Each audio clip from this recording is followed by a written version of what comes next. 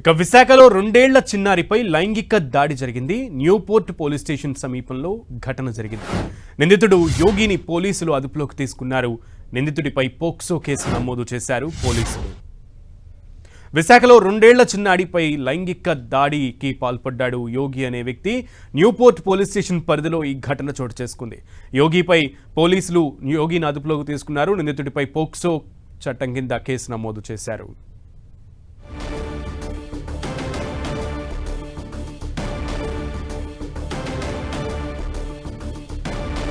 మదనపల్లెలో 7 ఏళ్ల చిన్నారి అత్యాచారం హత్య ఘటన మరొక ముందే ఈరోజు విశాఖపట్నంలో న్యూపోర్ట్ పోలీస్ స్టేషన్ పరిధిలో దారుణ ఘటన చోటు చేసుకుంది.